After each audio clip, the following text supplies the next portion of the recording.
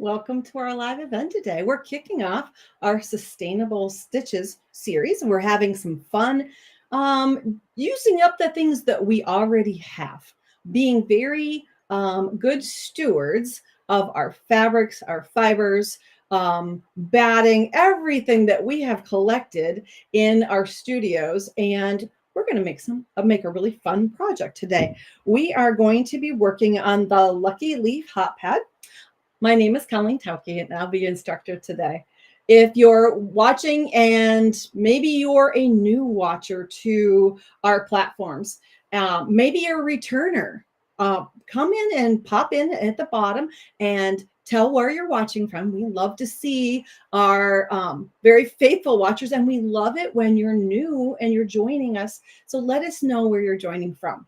The pattern or the QR code is at the bottom of the screen there today. So you can, if you haven't already downloaded the pattern, you can do that after the show if you'd like, so that you can maybe take notes and really just enjoy the process here today.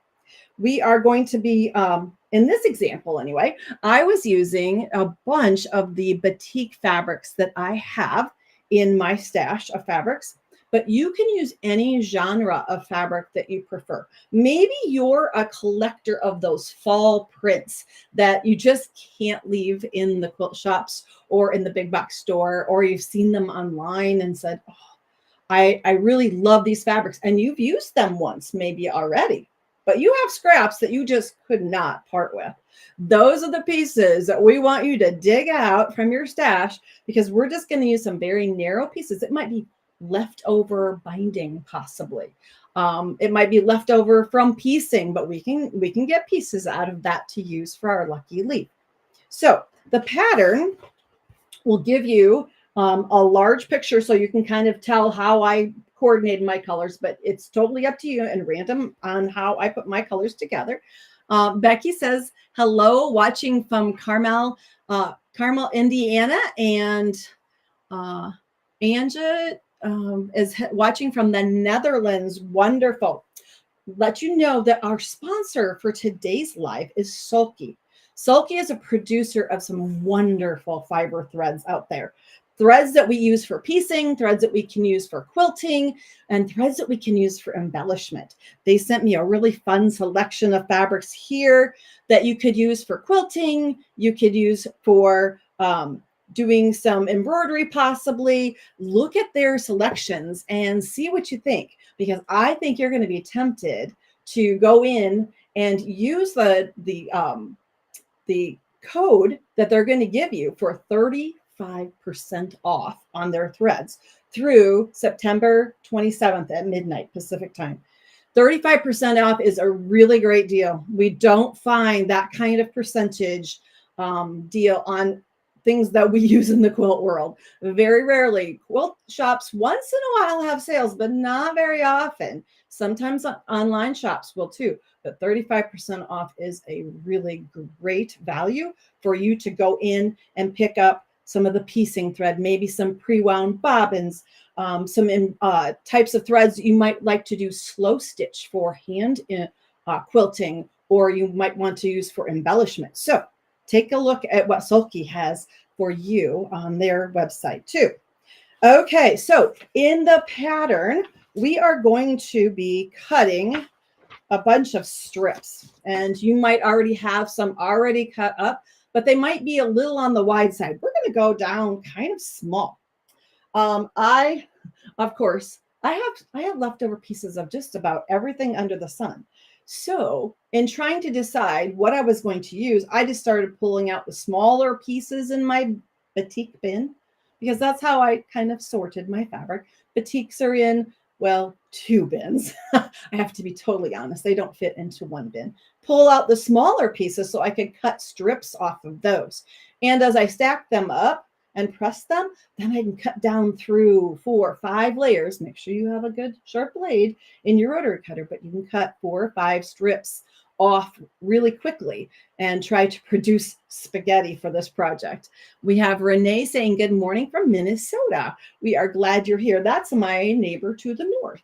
So pick your genre, get out the smaller pieces, start stacking them up at your pressing surface, Get them nice and neatly stacked, and then you can easily transfer those to your cutting mat, and you can start doing a little bit of spaghetti production. So these are the leftover strips.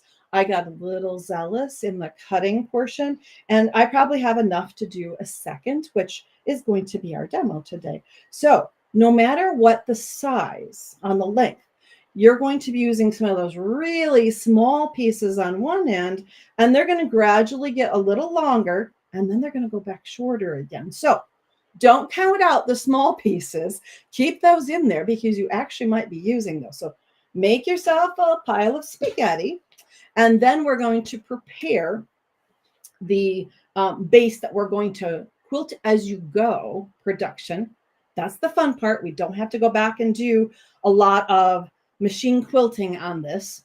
We're going to quilt as you go in the process here. So in the pattern, I forgot to mention, is a template at the very back. You're going to find a page that looks like this, and it has half a shape of the leaf on there. This is the fold line. So that means that you're going to take your fabric, and the pieces you're going to cut from that template are varied here. We're going to cut some for the back. We're going to make this really fun pocket on the back, but we're going to also use that template to cut out our shape when we're done here. So the template's really important. You might want to actually make 2 copies of that page so you can cut one out and use it and reserve the other for later. So you don't have to, sometimes it's easier to keep the pattern together if the template page is all connected and stapled together or in a binder together. So in your yardage, I had you get about 1/3 of a yard of fabric for your backing and pocket sections. And in order to cut this out, you're going to fold your fabric. This is the selvage right along here. That's that finished edge that doesn't fray. We're going to fold it down. And you can kind of manipulate this depending on if you're using scraps, possibly too.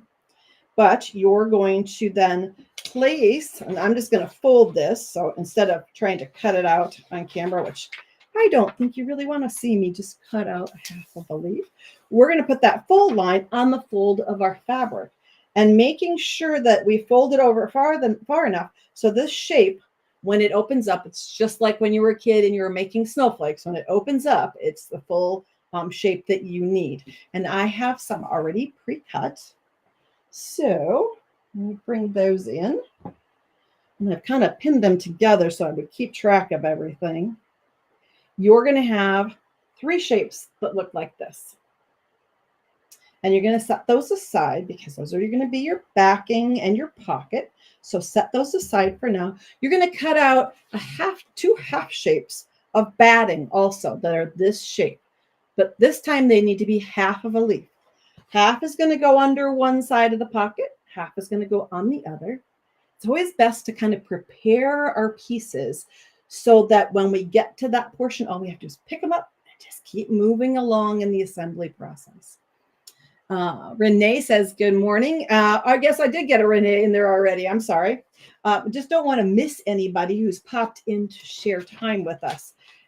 To me, it's very important that I acknowledge everyone who takes the time to watch. So, okay. The other thing that I am going to be using is some basting spray. Now, Sulky just happens to produce the one that I like the best.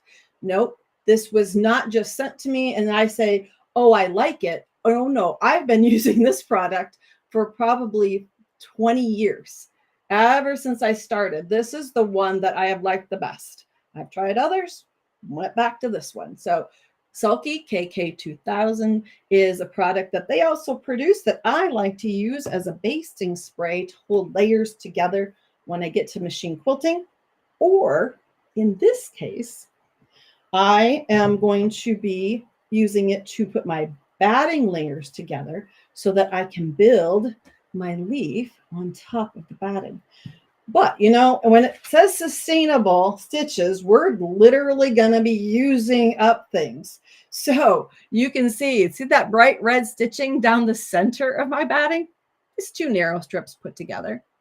I hate to throw batting away. After I trim off of a quilt, Usually I have 4 or 5 inches around the perimeter. That's usually what we're, as quilters, what we use just to make sure that it doesn't shift one way or the other and that we have enough to finish our quilting our project.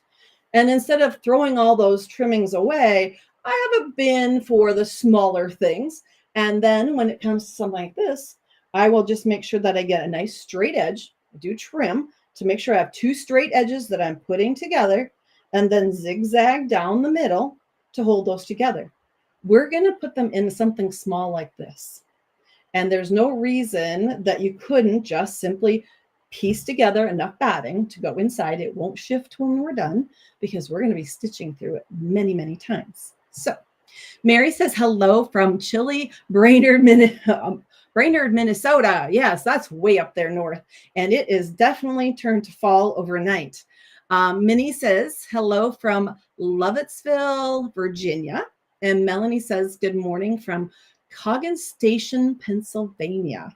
Wonderful. We are glad that you're joining us. We also have Victoria, who is 1 inch too narrow. 1 inch. Well, if we're, I'm not sure if you're speaking about the fabric strips or the batting pieces within 1 inch. If it's batting strips that are 1 inch, those go in the wastebasket. That's too small.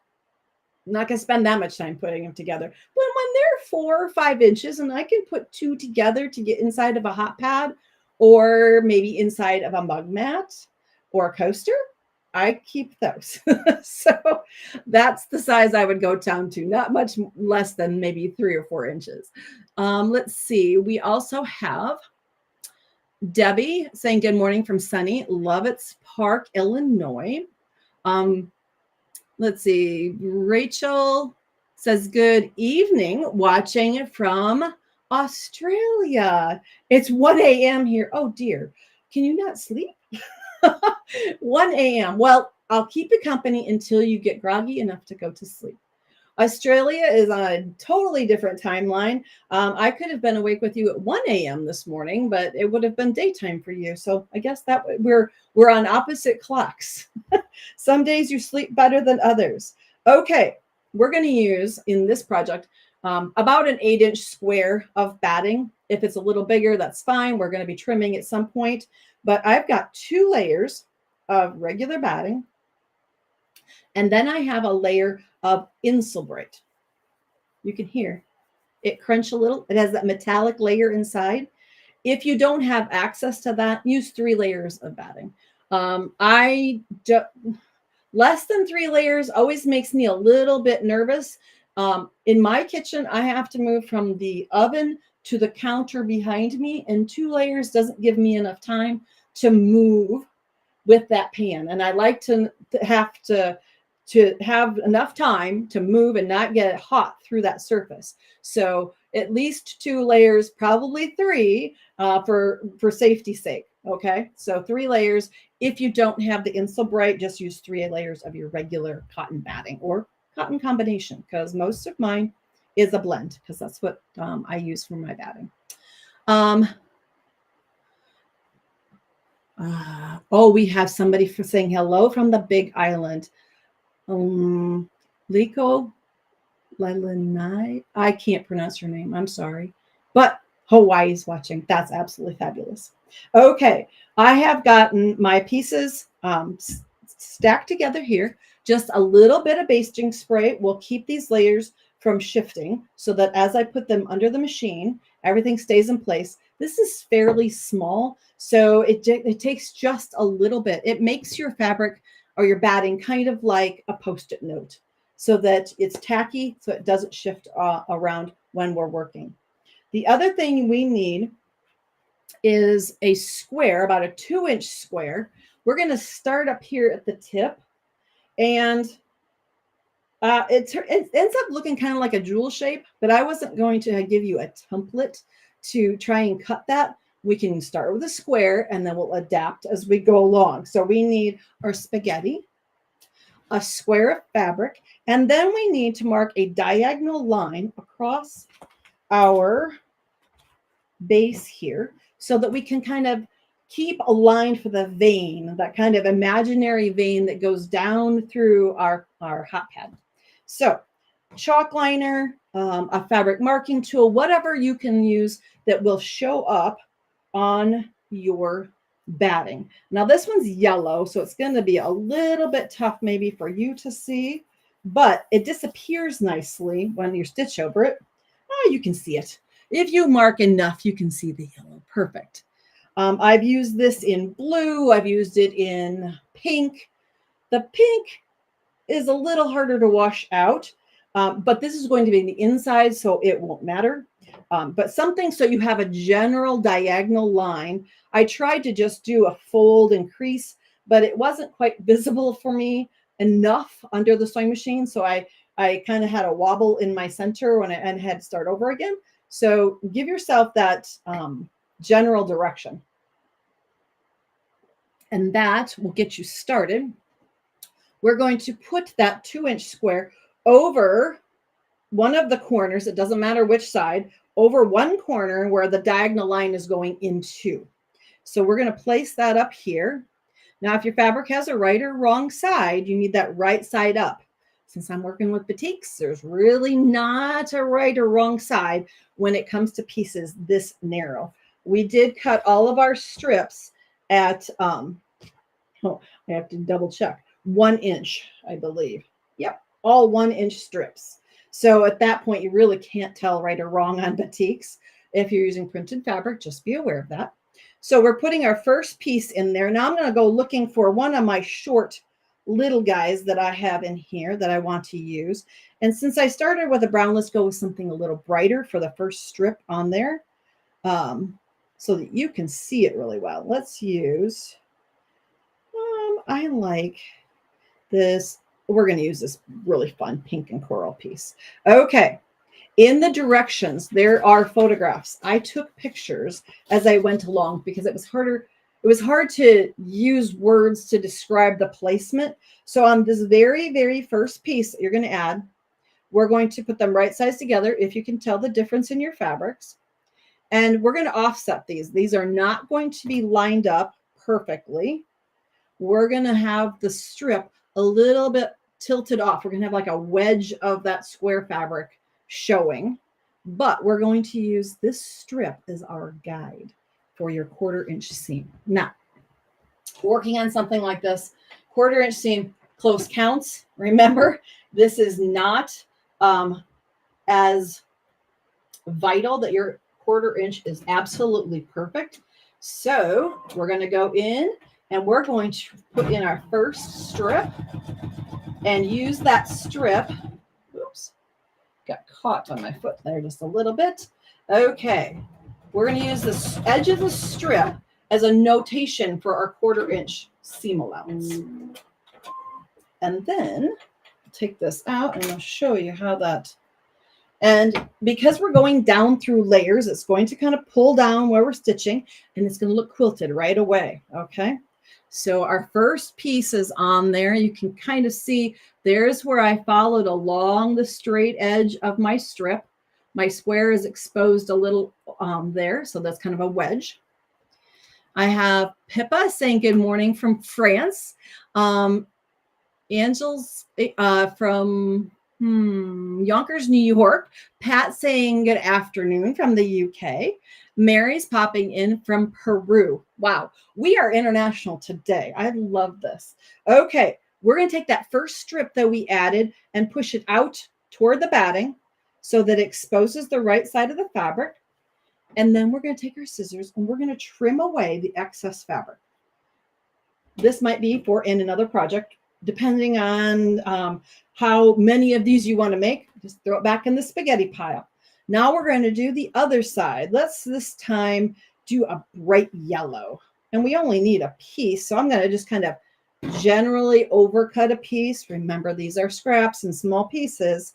So keeping that diagonal line in mind, you want kind of the overlap of your pieces coming together in that V down through it. Does not have to be perfect. Close will count. Again, I'm going to offset this piece with that wedge shape again and stitch this one in place.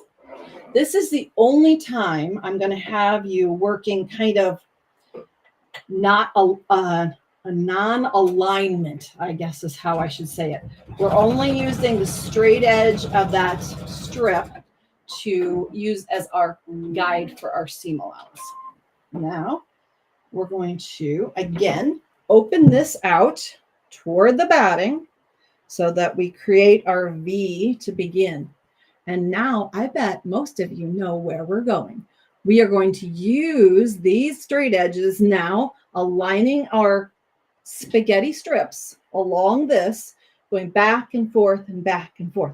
But remember, you're alternating as you add strips. So we started, for some reason, I went to the right and then to the left. Now we're back to the right. So we're going to add our next strip, right sides together, but this time, remember, we're aligning the pieces. The cut edges here are going to be aligned, and that's where our 1/4 inch seam allowance is going to be. So they can extend off the edge of the batting just a tiny bit. Remember that we're going to be trimming our finished piece into the shape we need. I had thought about trying to cut it beforehand, but it just seemed easier, neater when we got done if we left it large first and then trimmed afterwards. Sometimes people say, well, can't we do this step first? And I'm like, well, you could, but I tried it and it's just messy. So this seems to work the best. Okay, got our next piece. It's aligned. You can see on the back, now my stitching lines are going to be parallel as we work our way down on the leaf shape. Again, fold it outward. Make sure that when you cut your piece, leave them maybe a little bit long so the next piece coming across, make sure it clips it. So next, let's do green. We haven't done green yet.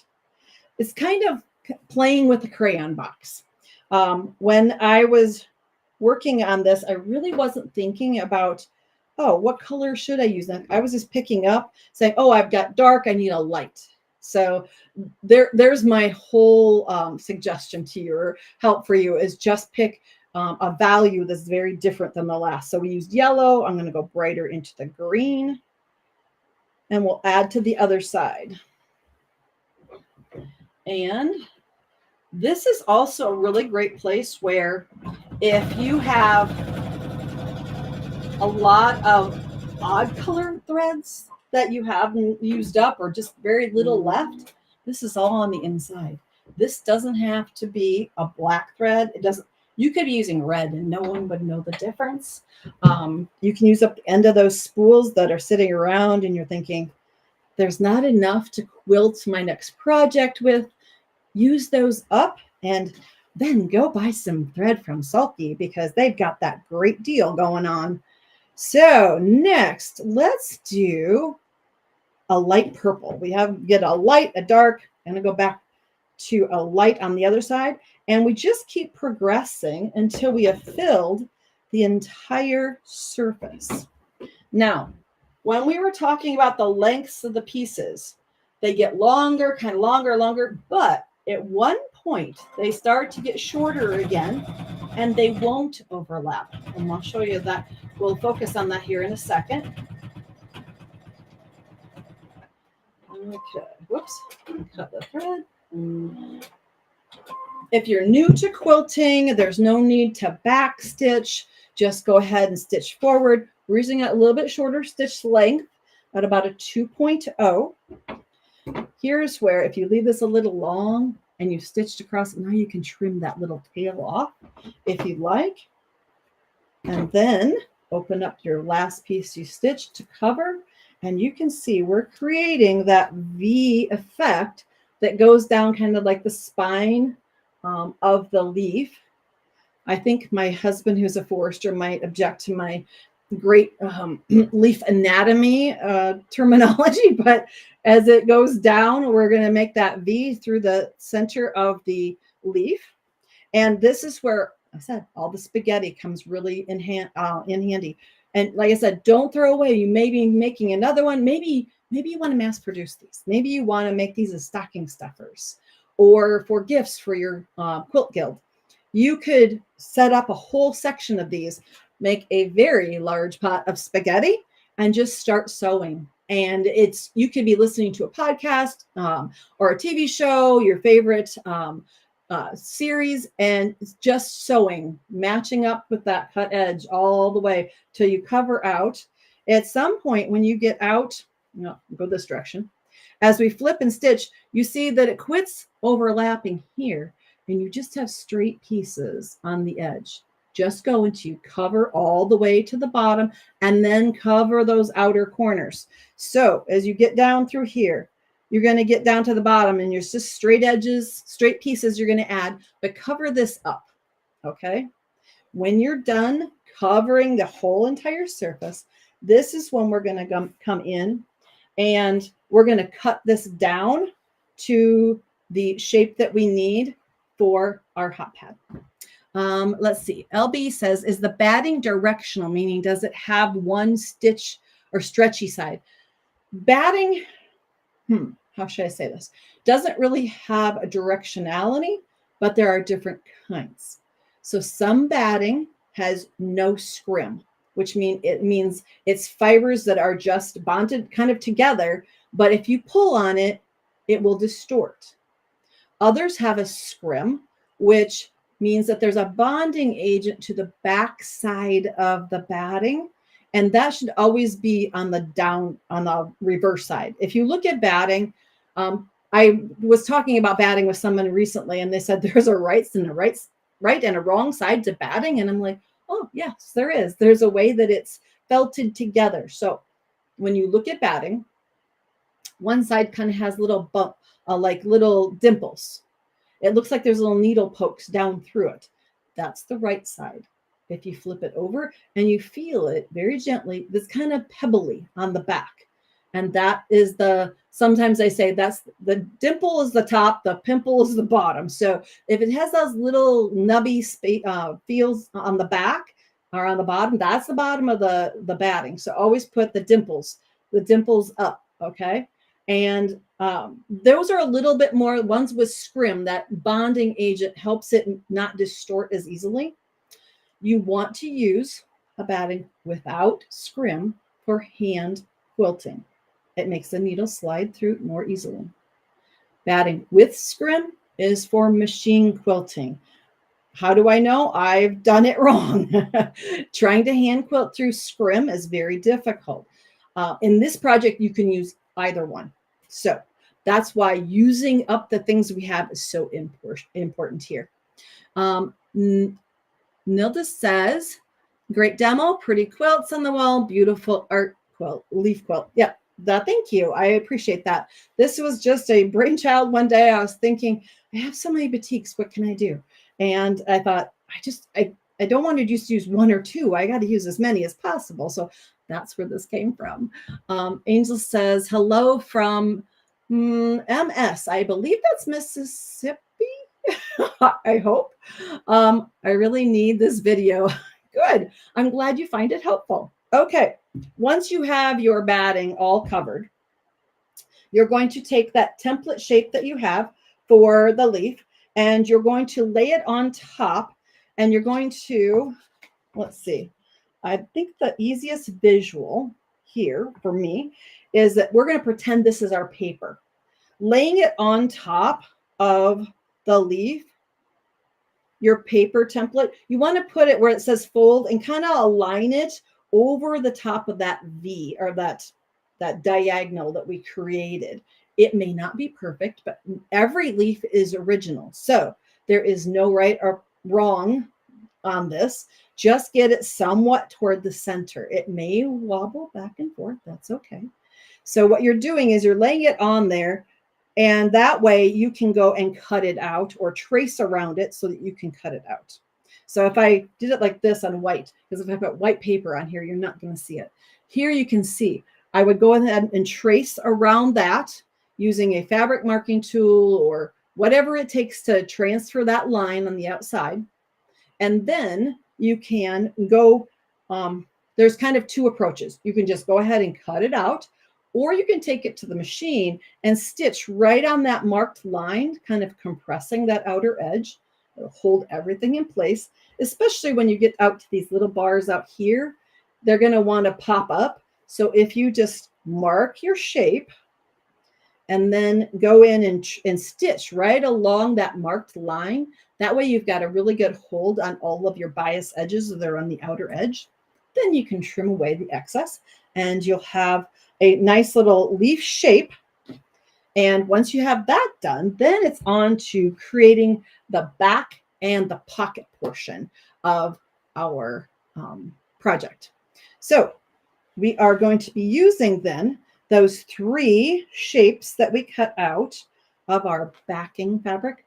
I chose kind of a multicolor on black or charcoal to kind of coordinate with all the colors in my project. So we have one piece that's all by itself. That is going to be the very back of our project. And then we're going to create the pockets that go on there. So kind of imagine this is not here. So where there's our backing, we did all of our quilting through the batting. So we don't need to worry about stitching through. I thought about layering it all up and stitching through the interior portion, but I didn't want to see all those stitching lines. So the inside is just one solid piece of fabric as covering the back. And then I wanted to create those pockets. So the pockets are created by taking one of the leaf shapes, folding it wrong sides together and pressing so that you have a fold. And then taking that half shape of batting, place it inside.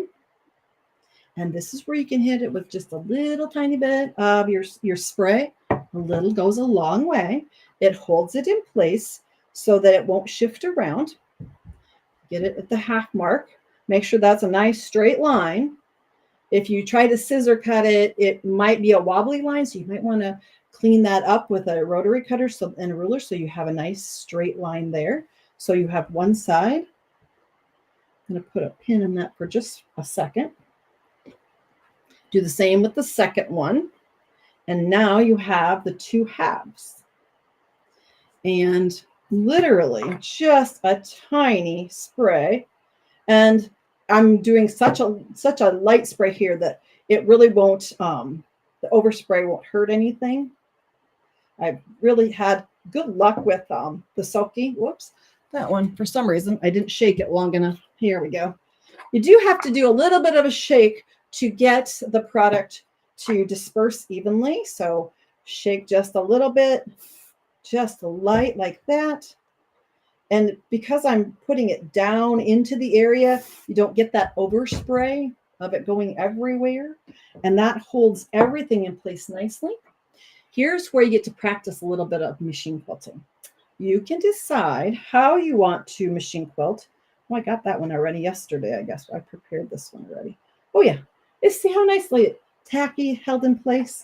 I left just one for demo there. Now, you can do free motion on this. You can do a decorative stitch. I decided just to be subtle, and I chose my black thread, and I just did simple channel quilting on the back. I don't know if the camera can pick it up, but there are channels across there about every ½ inch or so. Just very simple to hold the batting in place as an extra kind of protection for my hands.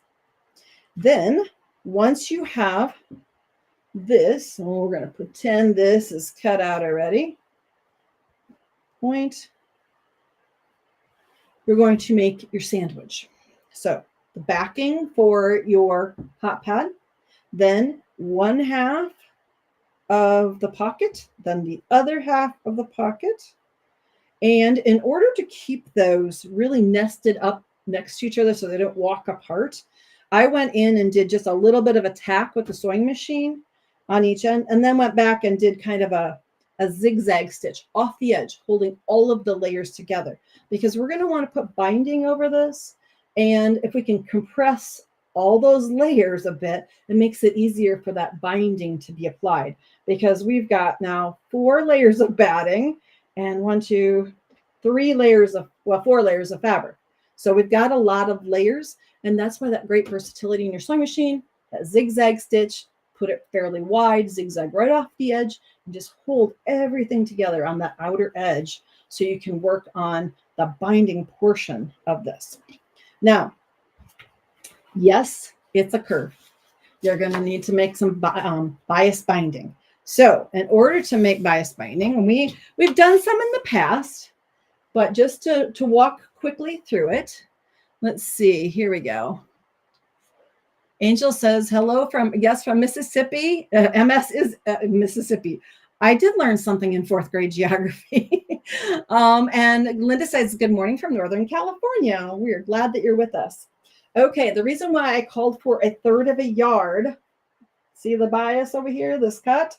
1/3 of a yard of backing fabric is that way you could easily cut off your binding strips without having to piece too many lengths together.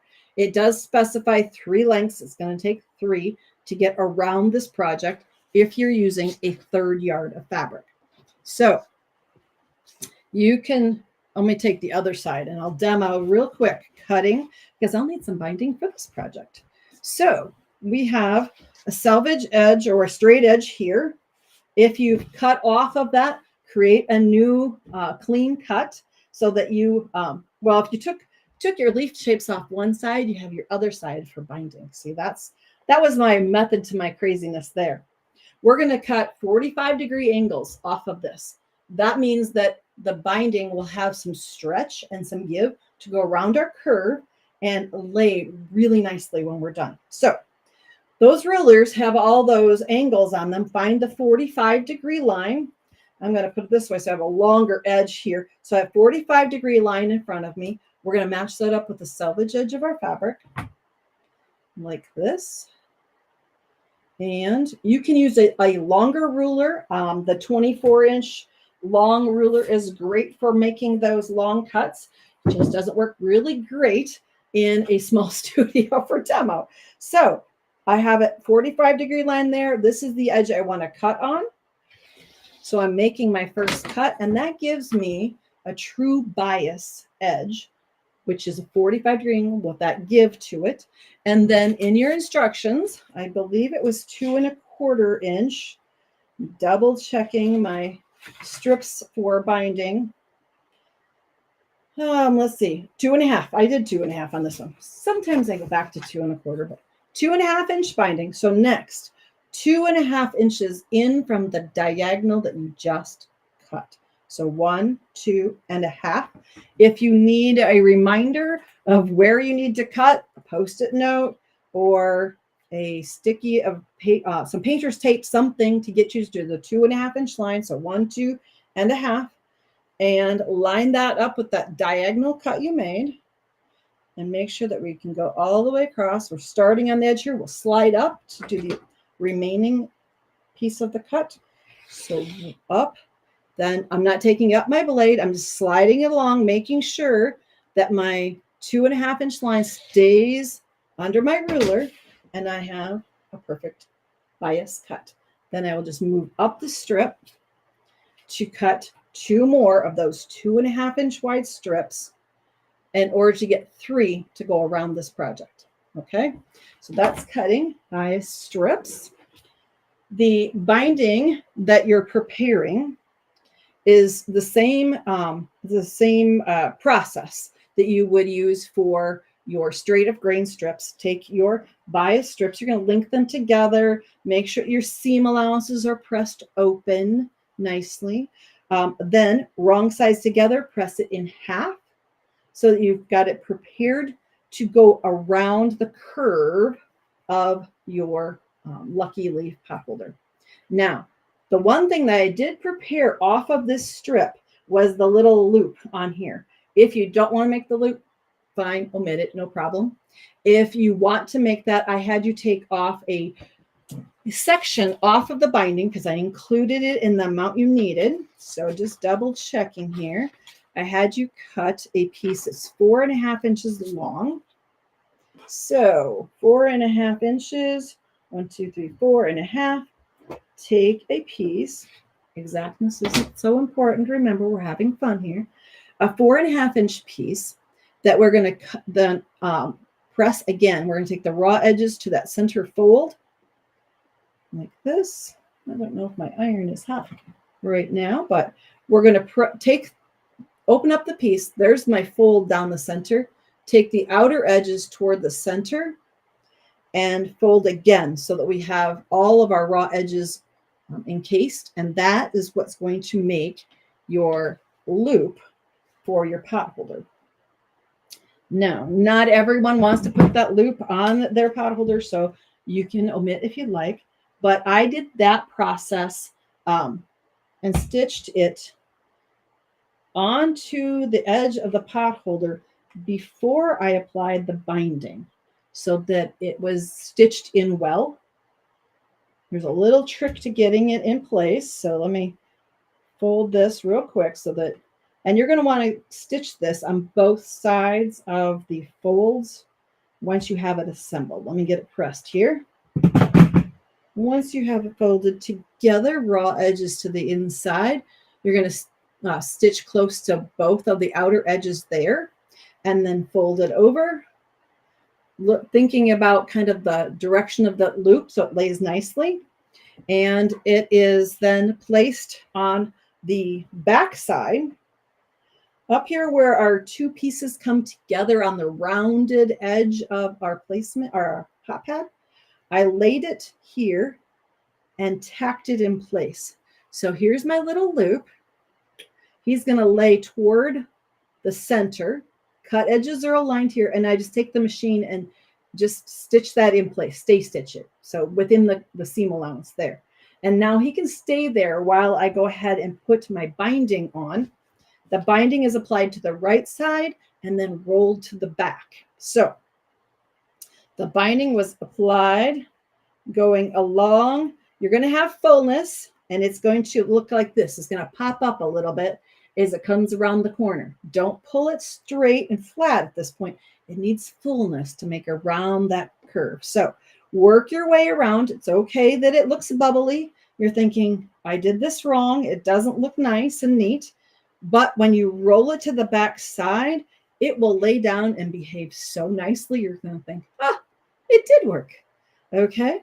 So once you have it rolled to the back, you can go around, and it's up to you whether you want to stitch in the ditch to tack that down or you want to hand stitch. I tend to be a hand stitcher because I like the way it looks. And then you can flip up the little loop, and I tacked it by machine through the binding here so it stay in place. So that's how we do the binding and the loop. And now your sustainable stitches lucky leaf is ready to go in the kitchen. Let's see. Could you work with a serger? You can serge that outer edge when you get done creating all of your pieced edges and you have your line drawn around there. Serger would be great to do that stitching and trimming all at once, and you could press that outer edge nicely. So a serger does come in handy. I don't use a serger for a lot of my piecing just because of the accuracy and involved. But if you want to use a serger on that outer edge, wherever a zigzag can be used to compress layers, a serger is a really good idea. Thanks for adding that. Let's see. Do I have any problems sewing through the layers of the batting, like skipped stitches? If you encounter skipped stitches, say that quickly 3 times, just go and put in a larger needle in your machine.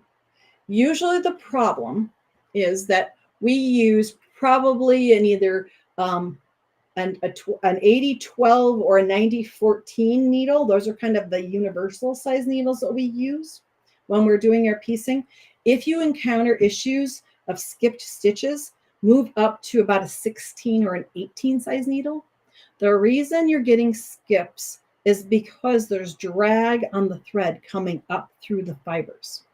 The machine is doing its job, is taking the thread down, but as it pulls up, the fibers around that thread are dragging on it, and it's not letting it do its proper work. So by going to a larger needle, what happens is the needle structure is bigger around, and it seems so slight, but it's just enough to protect the thread, because the front side portion of our needle has kind of a cupped groove in the front of it, and our thread actually goes in there and is protected as it goes up and down through the layers.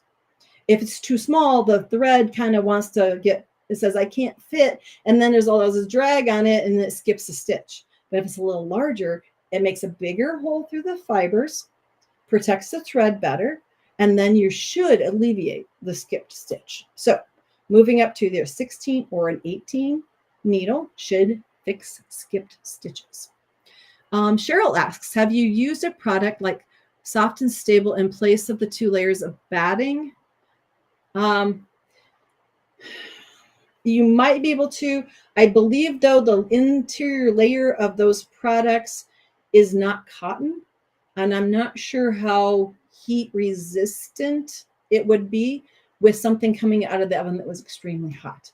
We do use our ovens at different temperatures.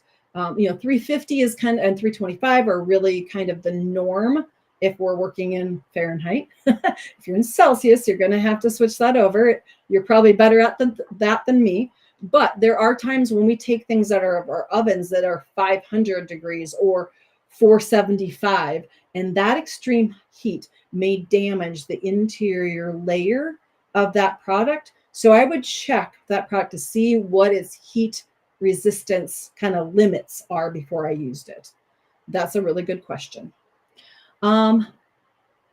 Skeeter asked, wonderful tutorial, wonderful project. Thank you. Jamie says, have a great, what a great project. Thanks from Denver, Colorado. Wonderful. We're glad that you are joining us with this project. Melanie asked, do you use a walking foot? I do use a walking foot for larger projects. In this one, I did not use a walking foot. If you have issues with your machine dragging too much and it not feeding through nicely, you may change over to a walking foot. The shift that happens in the layers, usually, I would say in general, happens over a longer distance. And we're working on a very short distance here. So the amount of shift should be very minimal and maybe not as evident in this project. And by using that little bit of basting spray, it does help those layers stay together long enough for you to piece across this, because I did not use a walking foot. My walking foot, and I have a dual feed foot, I have different ones for different machines, work great. It's a little bit harder to see a 1/4 inch seam allowance on some of those feet. If you have a integrated walking foot, maybe then you can easily see where your 1/4 inch is for doing your seaming. But in this project, I did not use mine. So I will be totally honest, I didn't use it in this project. Nancy says, would you please repeat the layering process of the batting and the Insulbright? Okay. Insulbright I put on the bottom because I wanted that reflective layer to be closest to my hand. I want to reflect the heat away. So I've got cotton, Insulbright. Okay. So then that way that heat it might come down through the layers. When it hits the Insulbright the last, it can reflect the heat away from my hand. It could go in the middle too. I think it works no matter what. I've used it in a variety of hot pads that are in my kitchen currently. And as long as there's some layer in there to help reflect the heat and enough cotton batting, I like to pair it to kind of give that buffer for my hand. It seems that we're safe in the kitchen. So I did that cotton, and then the Insulbright at the bottom, so that the Insulbright is closest to my hand to reflect heat at the last minute. Rita says, can you launder the Insulbright and not ruin it? Yes, it is washable. I should have brought down a hot pad from upstairs. They've been washed a million times. So some of them don't look so pretty anymore. That's why I need some new ones. But yes, it is washable. It is a product that can be laundered. That's why it was created for just this use. Let's see. Cheryl says, this has been a wonderful project. Thank you so much for presenting it. I always enjoy your demos. I appreciate that. It's nice to know that the things that we produce and dream up, actually you find value in that, and that you learn a little bit along the way. Remember to stop go and check out Sulky's site at their 35% off on their threads. They have a great selection. I should bring in, if you like to do maybe slow stitch or a decorative stitch or embellishment on your quilts or even your small projects, I have a selection of, these are all 12 weight. These are really a thick thread that are great for doing embroidery or embellishment. Just look at these colors. You cannot resist. I know, you're just like me. You see all these luscious colors and the variegateds and the tones that you can purchase, and you're going to want to pick up a few and try them out. So this is a collection with a little extra space for me to store some others, but they also have a great selection of shiny threads that you can do for fun embellishment. They have some metallics, I believe, or some glittery ones, some variegated. So check out Sulky's wonderful sale that they're offering you 35% off up until the end of September 27th, midnight Pacific time, so that you have the chance to jump into that sale and find a fun set of threads to use on your next project. So for the sustainable stitches, we're kicking off the Lucky Leaf project. We are glad that you joined us.